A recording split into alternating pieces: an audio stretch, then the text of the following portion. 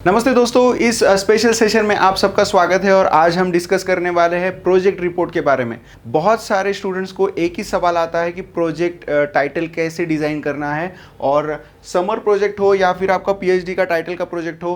Point number 1, ये जो title होता है ये आपको 15 से 25 वर्ड्स का होना ज़रूरी है, जिससे कि आपका टाइटल अपने आप ही यूनिक हो जाता है और आपने कभी भी कौन सा भी प्रोजेक्ट टाइटल कॉपी नहीं करना है।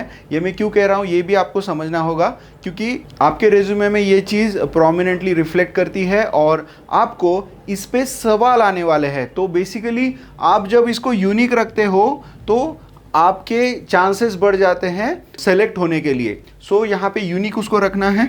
सबसे इम्पोर्टेंट 2 से 3 स्टेटमेंट्स आपको रेडी करने हैं। जो टिप मैं अभी आगे बताने वाला हूँ उसके लिए आपको 2 या 3 टाइटल्स, अलग अलग टाइटल्स यहाँ पे आपको फाइनलाइज रखने हैं, जो आप गाइड सर को दिखाने वाले हैं या मैडम को दिखाने वाले हैं। तो गाइड के लिए हमेशा कुछ ऑप्शंस रेडी रखने का एक सबसे बड़ा फ़ायदा ये है कि आपके हिसाब से ही थोड़ा टाइटल वहाँ पे चेंज होने वाला है। तो बेसिकली यहाँ पे चेंजेस होने वाले हैं, बट 2 या 3 टाइटल जब आप देते हो तो मोस्ट प्रोबेबली आपकी प्रिपरेशन उनको समझ में आती है और अच्छे से उनको पता चल जाता है कि you are serious about the job. So job title के बारे में ये जो 2 अलग अलग एजेंडा है ये आपने हमेशा ध्यान में रखने हैं।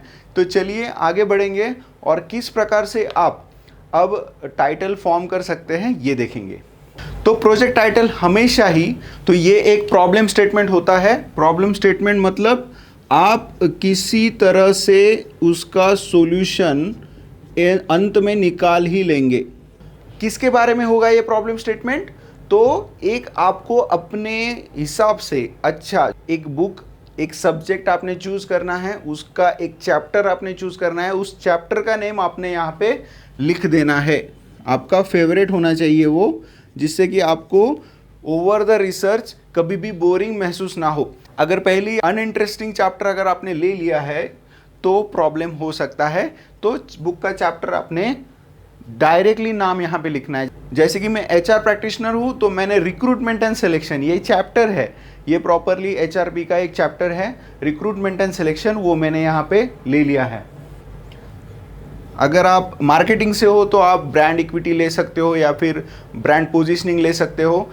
और उसके साथ फाइनल में आप जिस कंपनी में प्रोजेक्ट कंप्लीट कर रहे हो उस कंपनी के डिटेल्स आप यहाँ पे मेंशन कर सकते हो, या फिर एरिया, जिससे कि ये और थोड़ा स्पेसिफिक हो जाता है। अगर आपने एक कंपनी चूज़ की है, जैसे कि आपने टाइटन में काम किया है तो टाइटन कंपनी, बट कौन सा प्लांट, तो प्लांट भी लिखना है यहाँ पे। अगर मुंबई का कौन सा प्लांट था तो वहाँ पे हमने काम किया है, तो इससे क्या होता है और ज़्यादा यूनिक हो जाता है। तो यूनिक के लिए ये सेकंड लाइन जो है ये यूनिक बनाने के लिए सबसे ज़्यादा इंपॉर्टेंट होती है। अगर आपका प्रोजेक्ट किसी एरिया में काम करने के लिए है तो प्रोजेक्ट टाइटल में उस एरिया का नाम आना ज़रूरी है। तो दोस्तों ये थी एकदम simple tip research title choose करने के लिए। अब चलिए एक एग्जाम्पल ले लेंगे।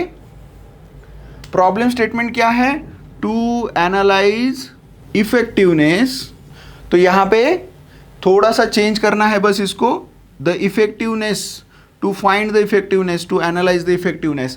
ऐसे आप अगर टाइटल लेते हो तो उसको थोड़ा सा मॉडिफाई कर सकते हैं। द इफेक्टिवनेस ऑफ, ऐसे आप उसको लिख के उसके बाद यहाँ पे आप एनालिसिस डाल सकते हो। अगर demand forecasting, analysis of demand forecasting अगर हमने ले लिया है, या फिर हमने रिक्रूटमेंट एंड सिलेक्शन ले लिया है, तो ये यहाँ पे चैप्टर का नाम आ गया है। और उसके साथ कंपनी का नाम यहाँ पे डाल देंगे कि हम कौन सी कंपनी में थे। अगर हम एक कौन सी तो भी कंपनी अगर यहाँ पे ले ले, जैसे कि हम लेने वाले हैं TCS इन पुणे, तो ये हो गया एकदम यूनिक।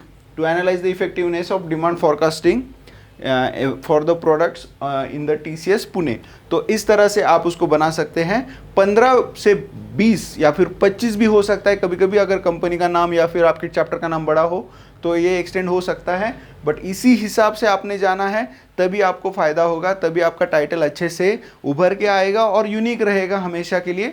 और प्लीज़ कॉपी मत कीजिए, क्योंकि रेज्यूमे में ये मेंशन करना ज़रूरी होता है और उसके बाद उस पर 2 या 3 सवाल भी आने वाले हैं, उसके लिए भी आपने प्रिपरेशन करके रखना है। सो दोस्तों ये वीडियो आपने ज़रूर पहले देखना है। उसके बाद हमने बहुत सारे एक सीरीज़ बनाई है पूरी, और उसको भी आपने अच्छे से देख के अच्छा प्रोजेक्ट रिपोर्ट आपने बनाना है। अगर आपको कोई भी सवाल है तो प्लीज़ कमेंट सेक्शन में ज़रूर लिखिए। देखने के लिए बहुत बहुत शुक्रिया। मैं डॉक्टर विश्वजीत विनायक गायके आज अब से अभी विदा लूँगा।